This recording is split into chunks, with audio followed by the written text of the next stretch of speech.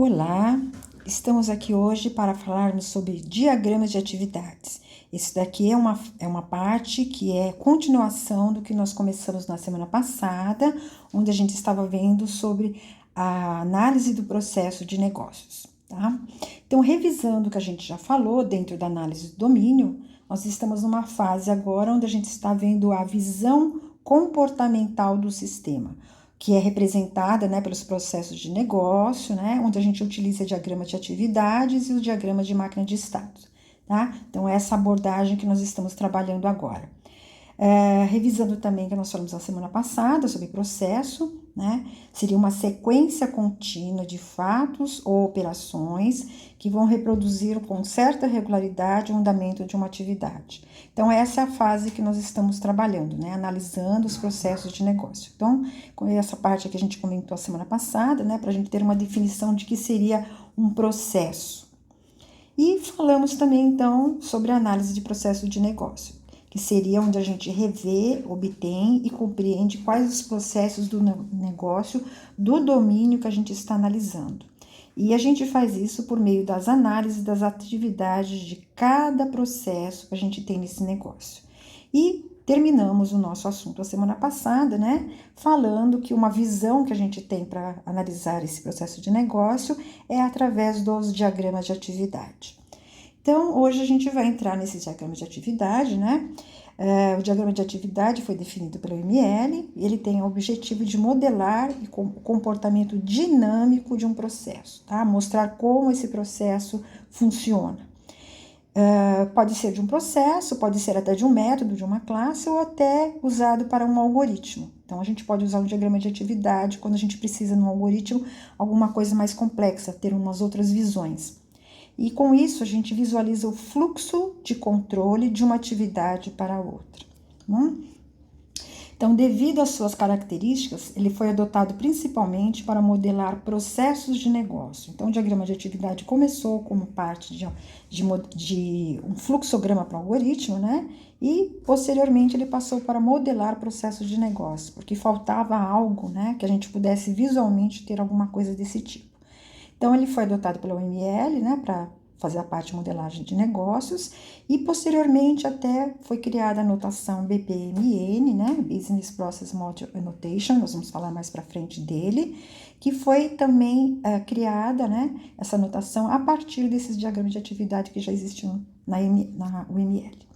Então, o que nós vamos falar hoje aqui seria sobre os diagramas de atividades da UML especificamente, né, e também da BPMN, falando um pouquinho sobre essa anotação. Então, dentro do diagrama de atividades da UML, a gente tem um conjunto de componentes, onde a gente pode visualmente utilizar esses componentes, né, ou seja, esses símbolos, para mostrar como está o processo de negócio. Então, um dos componentes a gente chama de atividade. Então, quando um processo é bem extenso, né, ele pode ser composto por até várias atividades, a gente pode ter um símbolo que determine qual é a atividade que nós vamos estar falando, descrevendo ela no momento. Então, uma atividade ela é composta por um conjunto de ações, né, ou então as subatividades ou passos para que essa atividade seja concluída. A gente vai mostrar como a atividade começa, como que ela decorre e como ela termina. Ela especifica a coordenação de execuções de comportamentos subordinados, então usando um fluxo de controle, né, e de dados que podem ser iniciados por... Então, uma atividade ela pode começar por outros comportamentos que terminaram sua execução. Então, aquele comportamento, né, aquela atividade terminou, eu vou começar uma atividade agora. Ou eu posso começar uma determinada atividade quando algum objeto ou dados que foram necessários, né, que foram solicitados, estão disponíveis. Então, eles chegaram, essa atividade pode começar. Pode ser também por eventos externos, né? Um certo tempo ocorreu, alguém entrou no sistema, alguém solicitou alguma coisa, então aquela atividade começa a funcionar, bom? Para descrever, né, simbolicamente o desenho, né, para dizer que é uma atividade, a gente usa um retângulo grande com bordas arredondadas. Então, por exemplo, eu poderia estar dentro de um processo, né, que eu vou estar mostrando como esse processo funciona, e ele é composto por várias atividades maiores. Então, por exemplo, a atividade emitir saldo. Dentro dela vão existir várias ações, várias subatividades que podem ser também, né? Que vão estar descrevendo o que é a atividade maior, emitir saldo. Outro componente que a gente usa, então, seria o nó de ação. Esse nó de ação, ele representa uma etapa ou um passo que vai ser executado dentro de uma atividade. Então, uma atividade, né, ela tem um começo, um meio, um fim, né? Então, ela é composta por vários passos. Cada um desses passos determina uma ação que vai ser executada. Então, a gente pode estar descrevendo quais são essas ações. Este nó de ação, então, ele tem que ser atômico, ou seja, ele não pode ser mais decomposto. Então, se eu imaginar que essa ação que eu estou descrevendo ainda tem vários pedaços dentro dela, eu preciso, então, quebrá-los mais para colocar essas diferentes ações lá dentro, tá?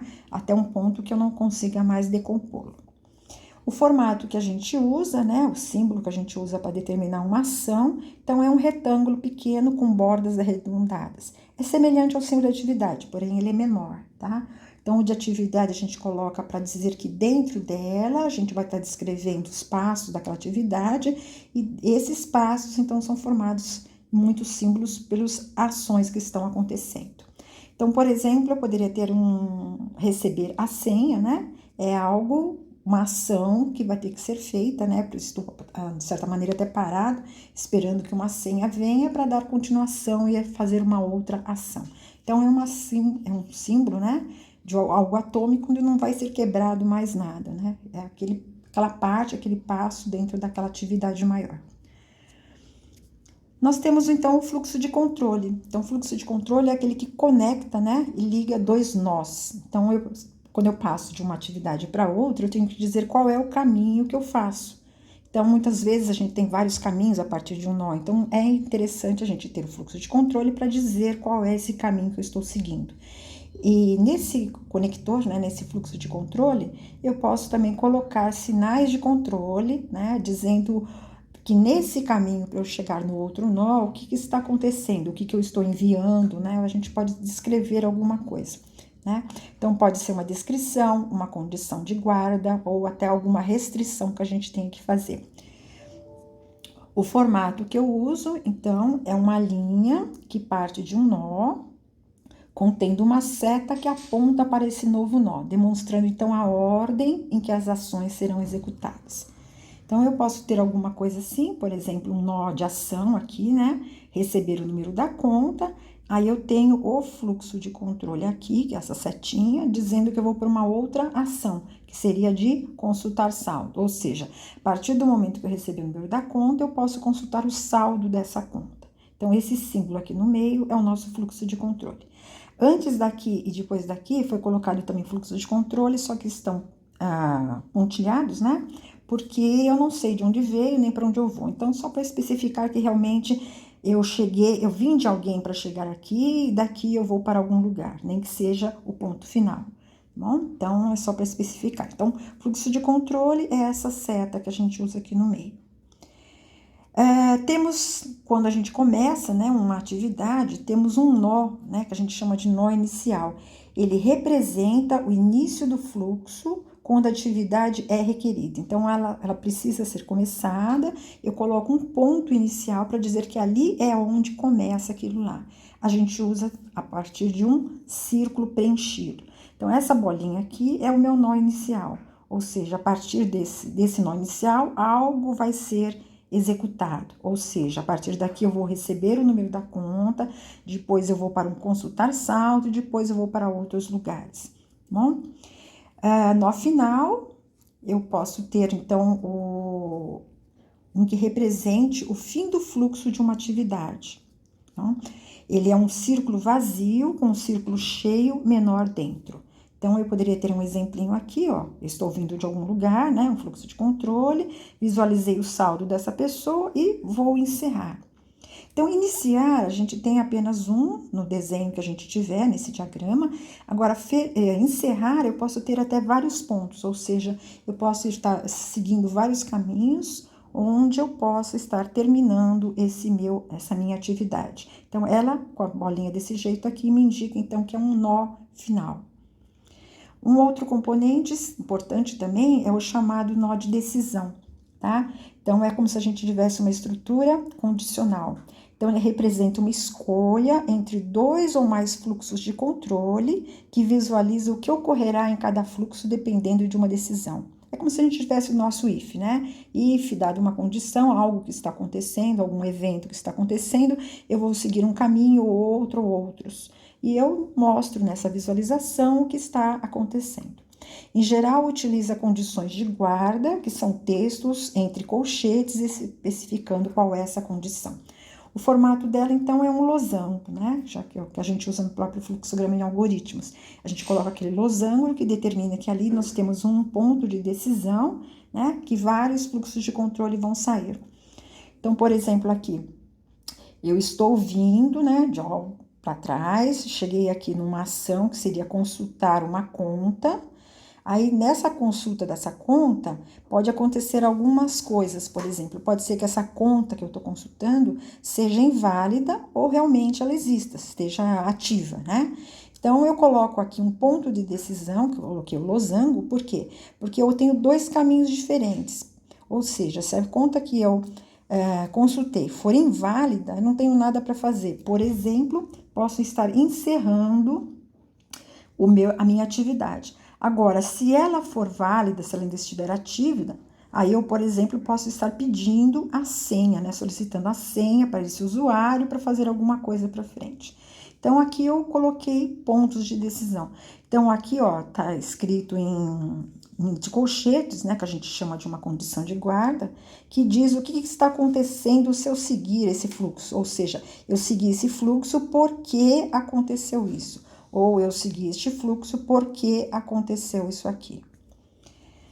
Aqui embaixo estamos explicando, né? Então, depois de consultar a conta, toma-se uma decisão. Se a conta for inválida, a atividade deve ser encerrada. Se não, ou seja, a conta é válida, deverá ser solicitada a senha e, a partir daí, continuar a atividade. Bom, então, é um dos símbolos que a gente usa bastante, porque normalmente numa atividade a gente, de vez em quando, tem várias escolhas para fazer. Outro componente importante também é o chamado nó de bifurcação, né? Que também é conhecido como garfo ou então de união. É um nó que é usado para dois propósitos, né?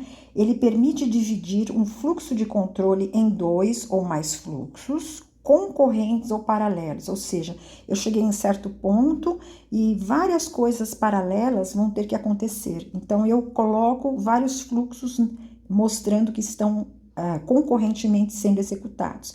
Ou ele pode também unir, né, o final desses fluxos concorrentes e paralelos, uni-los, né, para fechá-los, para que dali para frente um único fluxo de controle continue. Então, ele usa-se, no formato da UML, né, uma barra, que pode estar, dependendo do desenho, na forma horizontal ou vertical. Tá? Então, aqui, por exemplo, eu estou chegando, né, de algum lugar e fiz este nó de ação, que seria o receber pedido. A partir do momento que eu recebi o pedido, eu tenho 2 coisas aqui no caso que podem estar sendo feitas em paralelo, ou seja, atendendo o pedido, né? Alguém vai atender o pedido e alguém, né, em um outro departamento, sei lá, pode estar enviando a fatura sobre esse pedido. Então, essas 2 ações podem ser feitas em paralelo, não precisa uma terminar para a outra funcionar.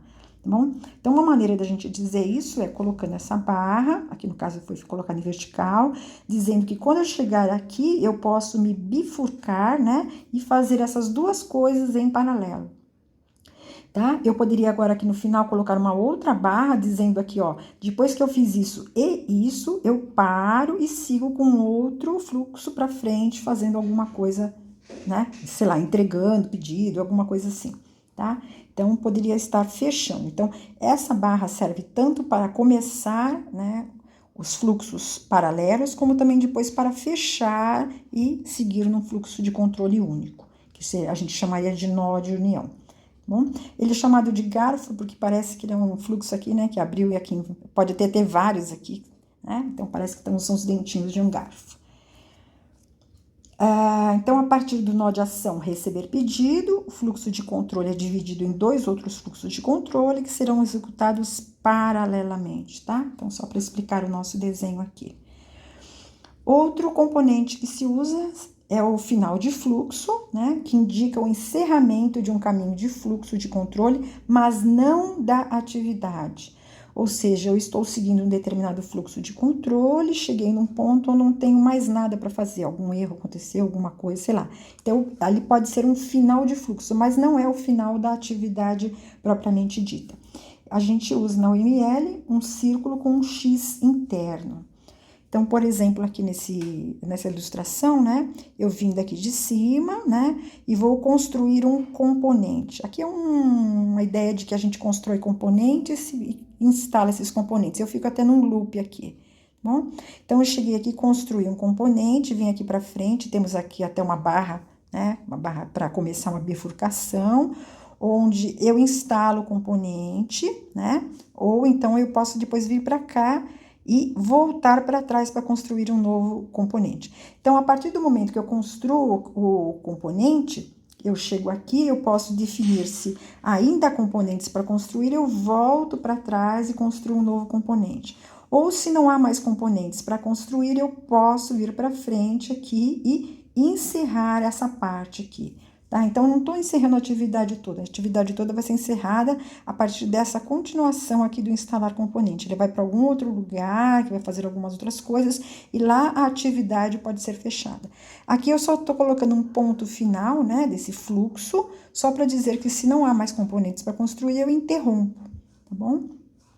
Havendo, eu posso ficar construindo e colocando, ou ir instalando esses componentes ao mesmo tempo. Então, aqui é uma barra de alguma coisa paralela que está sendo feita. Então, muitos componentes podem ser construídos. Quando for o último, o fluxo correspondente a essa parte da construção é concluído e eu encerro aqui no final. Temos o nó de objeto também, né? O nó de objeto é quando dentro desse caminho que a gente está mostrando de diagrama, acontece de uma instância de uma classe que está sendo usada, né? Estar disponível para a gente poder fazer alguma coisa. Ou ela vai ser gravada, ou ela trouxe alguns dados para a gente, assim por diante, para poder continuar o fluxo. Então, a gente tem que colocar naquele caminho para dizer que aquele momento alguma coisa está acontecendo, algum objeto está sendo criado. Então, a gente usa essa instância dessa classe, né, desse objeto, um retângulo, né, que tenha o nome desse objeto dentro. Então, por exemplo, aqui, estou vindo de algum lugar, né, vou atender um pedido. Quando eu atendo esse pedido, é gerado, então, um objeto é criado da classe pedido, né? Esse aqui é o símbolo do objeto, 2 pontos com o nome dela, né, desse objeto. Então, eu estou dizendo que neste ponto, atendi o pedido, eu vou gravar esse pedido, né? Ou persistir esse pedido, aí depois eu posso estar enviando o pedido e seguindo para frente, tá bom? Então, depois que o nó da ação atender pedido é executado, um objeto da classe pedido é atualizado. Depois que ele é atualizado, o fluxo segue, aí sim vai ser enviado o pedido. Ou seja, eu não posso enviar o pedido se esse pedido não tiver sido gravado lá no banco de dados, com seus dados bonitinhos e tudo certinho, tá bom? Então, é algo que a gente usa bastante também no diagrama. Temos também o evento de tempo, né? Tempo de aceitação. Então, ele representa que quando um determinado evento acontecer em algum tempo, né, será disparada uma ação para ser executada. Ou seja, muitas vezes as ações não acabou uma, começa a outra, começa a outra. Às vezes, naquele processo, existem atividades que só vão ocorrer quando chegar um determinado momento ou algum evento acontecer. Então, existe um símbolo para a gente determinar isso, tá? Esse símbolo é uma ampulheta, seria esse desenhinho que está aqui. Então, aqui eu estou dizendo que quando chegar no final do expediente, tá? Então, ou seja, essa ampulheta aqui está funcionando como um reloginho, tá lá, tal. Chegou o horário, né? O time final do expediente, aí sim, esta atividade vai funcionar. Seria realizar um backup automático e terminar alguma coisa aqui, terminaria a atividade. Então, eu posso estar mostrando dentro de um processo diferentes coisas acontecendo e parte delas é uma atividade que acontece, né, que uma ação que acontece quando este evento acontecer. Então, a gente usa o símbolozinho da ampulheta para dizer isso daí. Então, quando ocorrer o evento final do expediente, será realizado o nó de ação realizar backup automático. E em seguida terminaríamos a atividade, que é o símbolo de terminar a atividade. Temos também muito interessante quando a gente tem processos que tem vários processos, né? Dentro desse processo eu posso ter vários fluxos acontecendo, né? De diferentes atores ou até ambientes.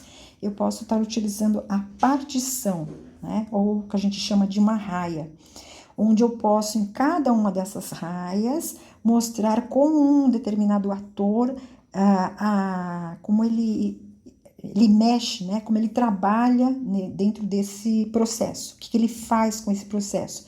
Então, eu posso ter diferentes atores, até ambientes, por exemplo, setores, departamentos, eu posso estar colocando eles, né, para dizer o que aquele ambiente, como ele interage dentro daquele processo.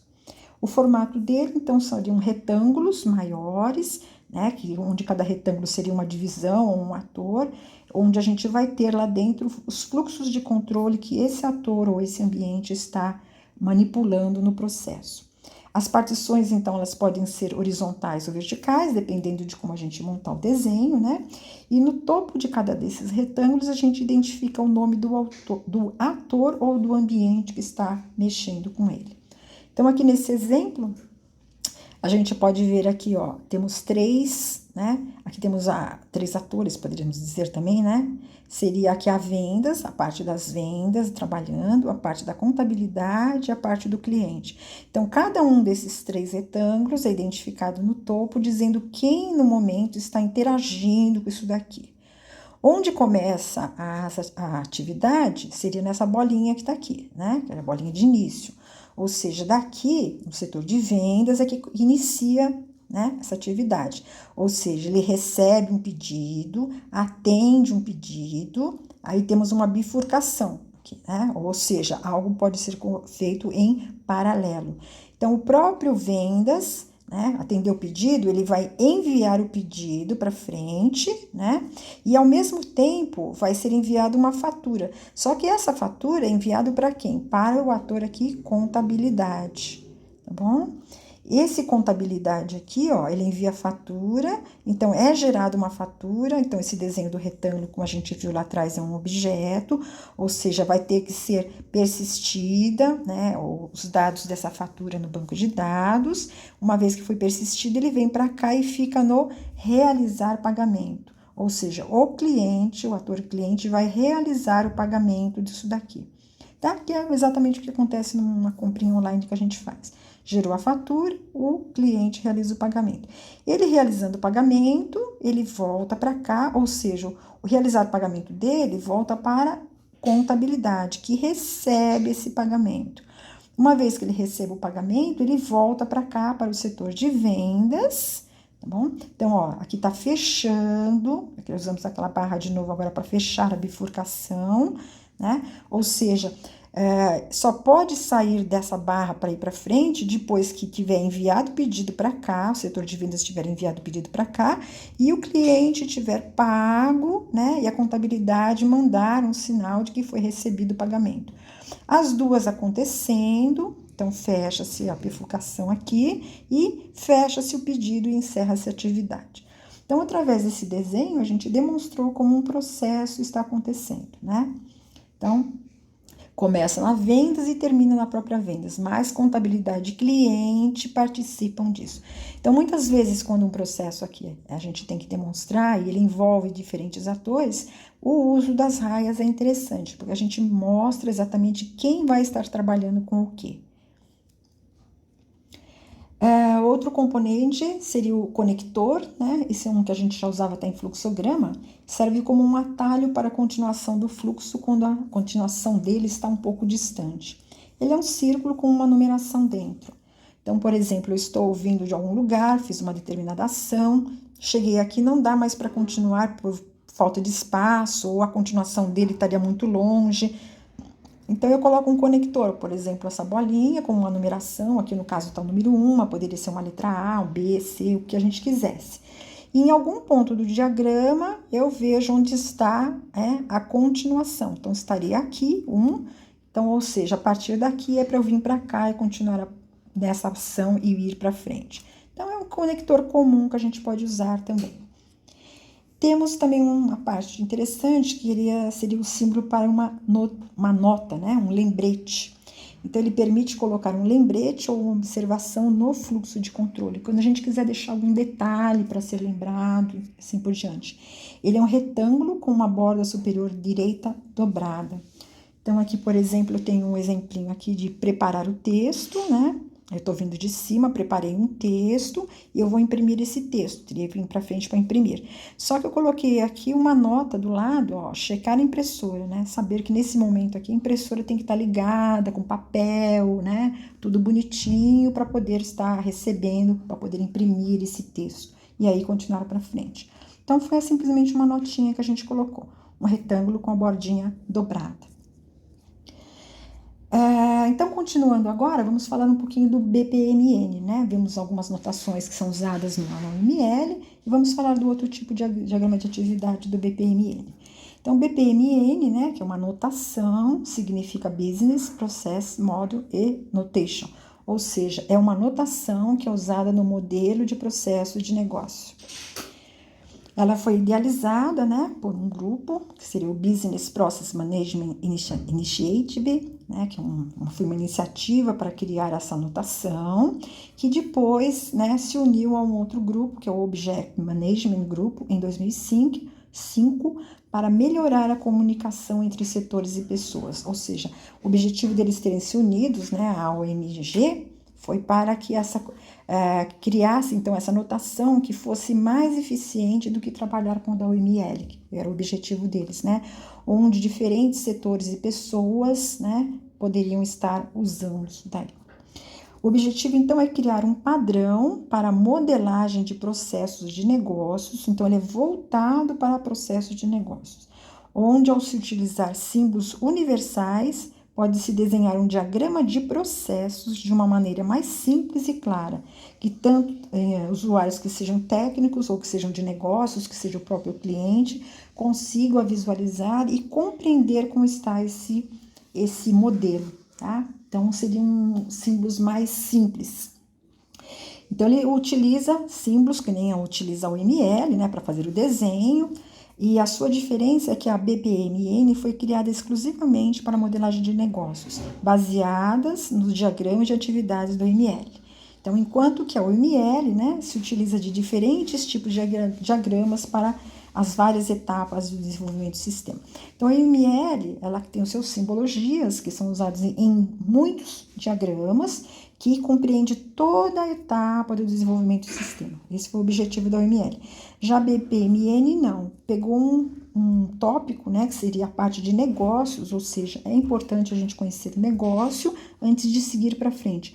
Então, vamos melhorar, vamos criar um padrão para fazer essa modelagem, né, que esse foi o objetivo da BPMN, e muitas coisas ela acabou pegando da OML, ou seja, os termos, né, para que servem aqueles símbolos, seriam os mesmos, mas às vezes alguns desses símbolos são modificados, vêm com outra forma, com outro desenho, mas tem a mesma ideia. Ela utiliza 4 símbolos principais, né, que seriam, por exemplo, os objetos de fluxo, que seriam as atividades, os eventos e os gateways, os objetos de conexão, que seriam os fluxos de sequência, fluxos de mensagens e associações, as swing lines, né, que seriam as linhas, seriam esses que a gente viu agora das partições, que eles chamam de piscinas ou raias, né? E os artefatos, que agregam documentação visual para o diagrama. Então, são 4 símbolos, onde dentro deles tem vários itens para serem trabalhados. Se a gente quiser ver um pouquinho mais da BPMN, eu coloquei aqui um site, tá? Onde dessa EFLO aqui, ela tem uma página lá com todas as notações que o BPMN tem. Então, não vou descrevê-los todos aqui, porque, na verdade, seria para a gente mostrar como aquela mesma coisa que a gente fazia na UML ficaria com um símbolo diferente, ou outras simbologias que a BPMN usa, né, que foi criada para melhorar esse padrão. Então, vocês podem estar usando esse site aqui, se quiserem olhar, né, pegar melhor essa parte das notações dele. Aqui foi colocado, então, um exemplo, né, de um BPMN. Nós temos aqui um processo de logística de treinamento, tá? Que está dividido em duas coisas, que é o assistente de logística e um gestor de treinamentos. E aqui em cima, nessa outra parte aqui, nós temos um processo de inscrições, tá? Onde nós temos a secretária. Então, aqui nós estamos dizendo que acontecem, né, dois processos aqui, que está um indo para o outro para acontecer alguma coisa. Ou seja, onde começa isso daqui? Então, está começando por aqui, né, que a secretária aqui, ela recebe as fichas de inscrição. Então, é uma ação que acontece nesse processo. Então, eu tenho aqui um desenho de uma mãozinha, embora esteja pequenininho para a gente ver, né? A ideia desse desenho seria a ideia do recebimento, tá? Então, é alguma coisa manual. Recebe-se as fichas de inscrição, aí existe uma ação por parte de uma pessoa, né? Tem um desenho de uma pessoa aqui, que verifica as inscrições que foram pagas. A partir dessas inscrições que foram pagas, né? Ela determina aqui, ó, ela tem um símbolozinho de um nó com uma cartinha, ou seja, aqui é uma comunicação, né? Então, ela fecha alguma coisa para enviar para frente, que é a comunicação de número de participantes. Ou seja, uma vez que ela já sabe quantas inscrições são pagas, ela sabe quantas pessoas vão fazer o curso e ela passa isso para frente, tá bom? E aqui na sequência, ela providencia também a impressão dos certificados depois para essas pessoas. Ela continua alguma coisa aqui e termina a atividade dela. Então, o que ela faz é essa parte aqui. Ela recebe as fichas, verifica as fichas pagas, cria uma comunicação para passar para frente e já imprime os certificados e acaba a parte dela. Uma vez aqui na sequência, o processo de logística do treinamento, ou seja, é o pessoal que está envolvido no treinamento, né? Que são duas partes aqui. Então, o gestor de treinamentos aqui, né? Ele inicia a parte dele aqui, onde ele vai alugar uma sala de treinamento. Então, alugou a sala de treinamento, porque vai existir um treinamento. Depois que ele alugou a sala desse treinamento aqui, ele vai pegar a comunicação enviada pela secretária, ou seja, que a cartinha está aberta, onde chegou a comunicação do número de participantes, né, que a secretária mandou aqui em cima. Ele recebe e por esse número de participantes, ele vai ter que preparar essa sala de treinamento com um conjunto de cadeiras e mesas, né, que sejam necessárias para esses participantes. Então, ele passa para frente, ó. Então, o assistente logístico que está aqui, né, que é esse outro ator, ele vai pegar isso daqui e vai preparar essas cadeiras e essas mesas de acordo com esse número de participantes e encerra a atividade. Ou seja, então, este processo aqui da logística de treinamento, ele é iniciado com o gestor de treinamentos, mas é encerrado com o assistente de logística. Tá bom? Então, aqui, ó, deu pra gente ver dois processos, né, que foram colocados juntos aqui, porque em algum momento um processo manda alguma coisa para o outro, né, e o outro precisa daquilo para dar continuação, tá bom? Então, coloquei aqui também algumas plataformas que a gente usa para modelagem, que existem no mercado, tá? Uma delas é bem conhecida, a Lucidchart, é uma plataforma proprietária baseada na web, que permite, né, que a gente se cadastre, né? Você pode fazer um cadastro gratuito lá e pode fazer os seus desenhos, né? Você pode desenhar, revisar, compartilhar gráficos e diagramas, e ele é executado em navegadores que suportam HTML5. Então, esse Lucidchart você tem a possibilidade de usar gratuitamente, é online que você vai trabalhar, né? E vai poder estar fazendo esses diagramas de atividade, né? No formato UML ou até no BPMN. Então, tem aquele conjunto de símbolos que você vai desenhando, vai puxando, empurrando e vai fazendo todo o desenho, que nem a gente mostrou no exemplo atrás, tá bom? E ele serve também para outros diagramas. E a Lucidchart também, ela tem a parte paga, ou seja, a gente tem uma parte mais simples, que permite a gente fazer tudo que eu mostrei para trás, com aqueles componentes, dá para a gente desenhar os modelos de processo, mas para alguma coisa um pouco mais complexa, né? Você pode, mais profissional, você pode estar, então, pagando, né, um pacote com eles, onde você pode trabalhar para um usuário ou para vários usuários que podem estar trabalhando nesse pacote, né, e estar usando outras coisas, né, outras coisas deles da Lucidchart. Eu coloquei aqui o site onde tem as notações, né, a gente pode entrar nessa página aqui, que tem os símbolos e anotações dos diagramas do BPMN também. tá? Que ele coloca lá bonitinho, que dá pra gente saber o que cada símbolo significa e assim por diante. Aqui temos um desenho, mais um exemplo do BPMN, que é um processo de negócio para requisição de ausência, ou seja, um determinado empregado, ele precisa se ausentar do trabalho, e ao fazer isso ele tem que avisar o chefe dele, né, que por sua vez avisa o RH para dizer que esse funcionário vai precisar se ausentar. Então, esse processo da requisição de uma ausência, a gente foi descrito aqui nesse desenho, que usou o BPMN. Então, nós temos aqui 3 raias, né? Essa raia aqui, tá tudo em inglês aqui, né? O employer, que é o funcionário, o manager, que é o chefe dele, né? E aqui o recursos humanos, o RH da empresa. Então, tudo aqui começa pelo empregado, quer dizer, ou seja, a requisição de ausência tem que partir do empregado. Então, aqui começa, né, inicia o evento. Nesse evento aqui, ele faz uma requisição de uma ausência. Então, ele emite, né, de alguma maneira, uma requisição de ausência. Quando ele emite, ele manda isso para frente. Ele manda para quem? Para o chefe dele. Então, ele veio aqui nessa outra raia, onde tem as ações que o chefe dele vai fazer uma vez que recebeu isso. Ele faria o que aqui? Ele vai avaliar, né, a requisição dele, por que ele quer se ausentar. A partir dessa análise que o gerente fizer, ele pode fazer 2 coisas, tá? Por isso eu tenho uma decisão aqui também, né? Então, qual é a requisição dela? Essa requisição que o empregado pediu, ela pode ser feita ou não? Se não puder, ó, ela vai ser negada e vai ser fechado o evento aqui. Ou seja, o chefe dele tem possibilidade de diretamente falar, não, você não pode se ausentar e encerra o evento. Agora, se o chefe decidir que pode ser feito isso, pelo processo, não é ele que decide, ó, você se ausenta e tudo mais. Não, tem que ser comunicado para o RH. Então, temos um caminho para cá, onde o chefe vai notificar que o empregado vai precisar se ausentar. E ele manda, ó, vem para cá e entra aqui na raia do RH.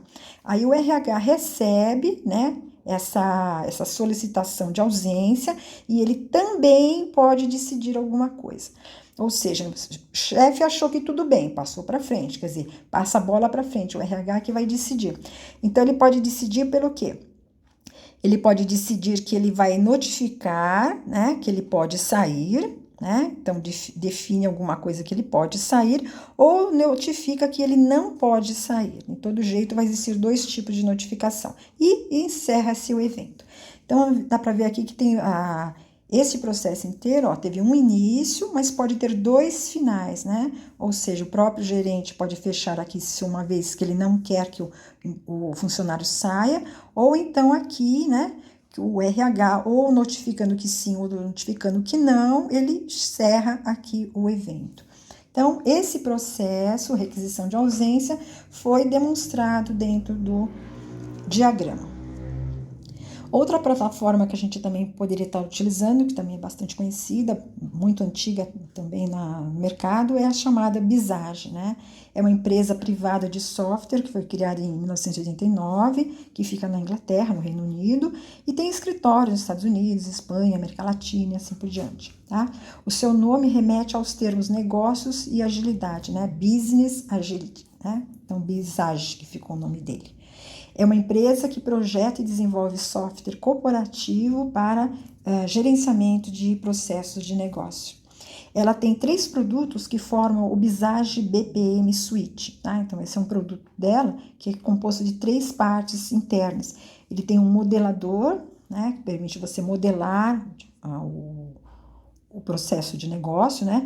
Tem uma parte de estúdio, onde a partir dessa modelagem que você fez, ele pode executar alguma coisa dentro desse estúdio dele, mostrando como ficaria, e ele tem uma parte de automação, tá? Então, eu coloquei aqui embaixo também o site deles, do Visage, onde fala essa parte da modelagem, né? Que nessa parte da modelagem, o Visage também permite que você possa fazer o uso gratuito, né? Da forma mais simples e usar também a modelagem do processo de negócio. Outra parte mais profissional, também que nem no outro, você teria que estar pagando, tá bom? E vamos ficando por aqui. Falamos hoje sobre diagramas de atividade, na parte da UML e do BPMN. Até uma próxima oportunidade. Obrigada.